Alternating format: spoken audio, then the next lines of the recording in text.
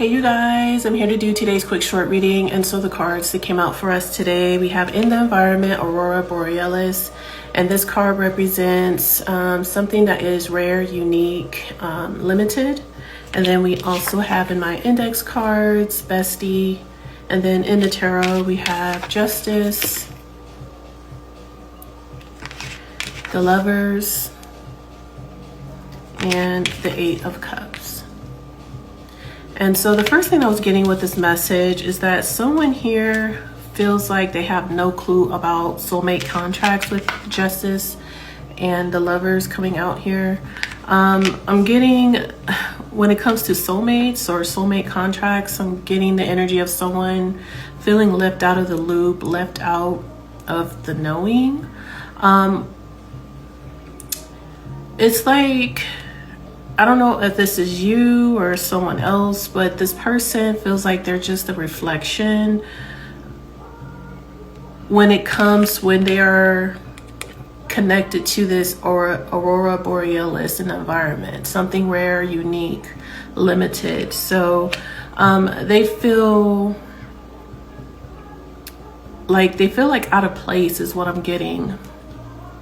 Like whatever's taking place that is this rare, unique energy in the environment, it has something to do with soulmate contracts. And I'm getting both romantic and platonic with Bestie here. I'm getting like someone is questioning themselves here, questioning what is a soulmate contract? What is that about? When do you know when to walk away from soulmate contracts with the Eight of Cups being here?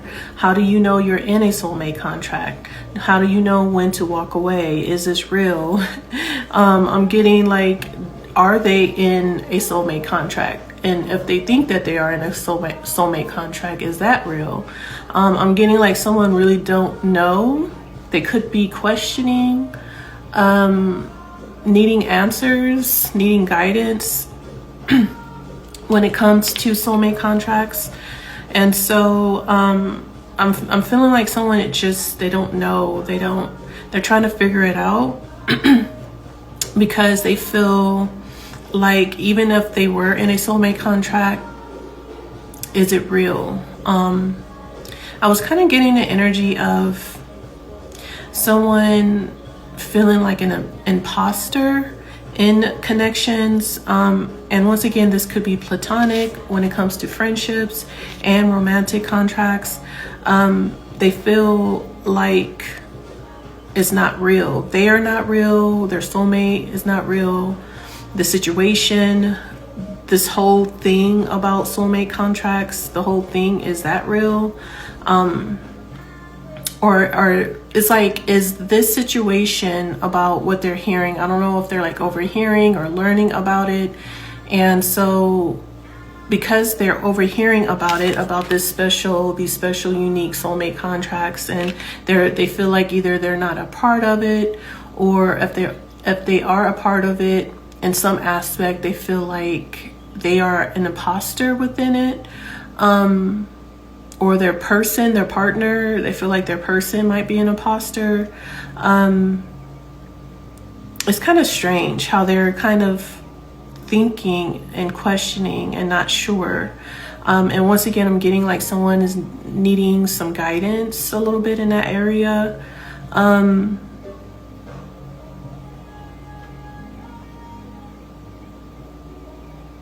Because they see the talk, they do see in the environment that there are unique, rare soulmate contracts around, that is happening around them. They just don't know if it's for them. Are they in one? Do they have a soulmate? It's like someone, they don't know if this is a real thing. Or I'm kind of getting the energy of like someone on the outside looking in terms of soulmate contracts with Justice and Lovers being here.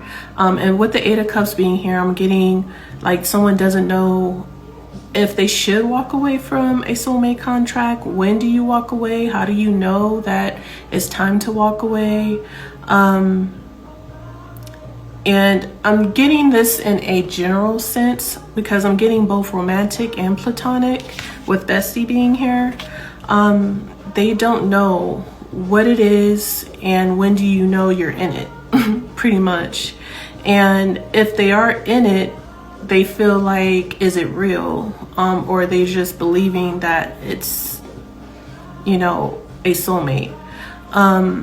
And I do get a strong sense of imposter syndrome. It's the best way that I can explain this energy here.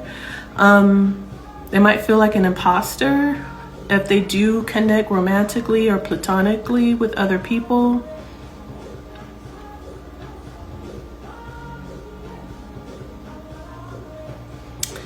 I don't know. And I feel like this person is kind of saying they don't know.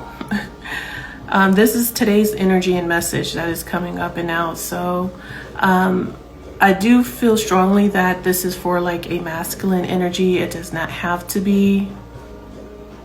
But I am noticing, I'm hearing 2 grown men, but I am noticing with this bestie card in my index that came out, and then on this lover's card, 2 men. I typically read this as someone's soulmate coming into union with their higher self, coming into union and balance with themselves here. But for some reason, I'm reading and seeing this as a best friend union. And this is why I'm saying this could be platonic and romantic.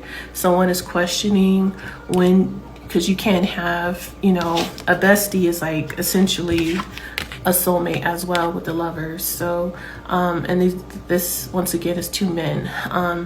Of course, you can read this as same sex, but because bestie came out, I'm reading this as, you know, best friend, soulmates, contracts you can go into as well in a lifetime. It doesn't always have to be romantic. It could be either or when it comes to soulmates. And once again, I'm getting like someone is learning or hearing about soulmate contracts and this beautiful thing that is going on, that you only get to meet a soulmate once in a lifetime. It's something that's rare, unique. And someone is like, well, do they have a soulmate? Are they a soulmate to someone? How does that work? When do you know if you're in a karmic, soulmate contract, and when it's time to go? When is it time to leave and lay it to rest? I feel like I feel like someone.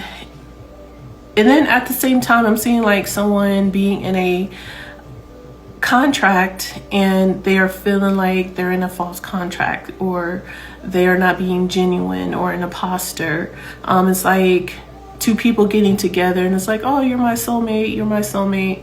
But one of the people deep down inside feels like, no, it's not really their soulmate. They don't really feel like this is their soulmate. And thus they feel like an imposter. Knowing that they're, you know, not with their actual soulmate. But it's like, at the same time, how would they know if it's a karmic situation, a karmic contract, soulmate contract? They wouldn't know. And that is the whole thing. It's like they're questioning themselves here. They're questioning the whole thing. So when it comes to soulmates, soulmate contracts, platonic, romantic, the best advice or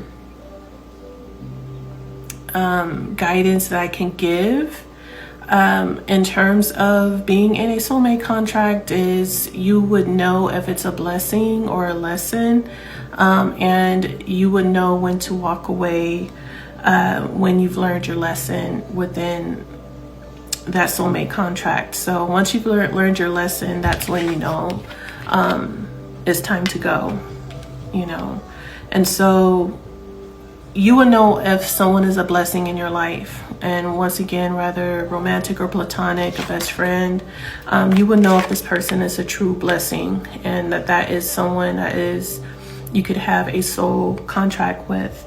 If this person is more of a lesson, you most likely will find yourself leaving that situation, that connection, as many others you have done in the past already. So that's essentially the process and how things are done. It is a beautiful thing. Once you find someone that you vibe with, that gets you, it is rare, you know, and sometimes it is, you know, just a once in a lifetime chance to really meet someone who is like, that mirrors your soul. So you don't come by those people often. So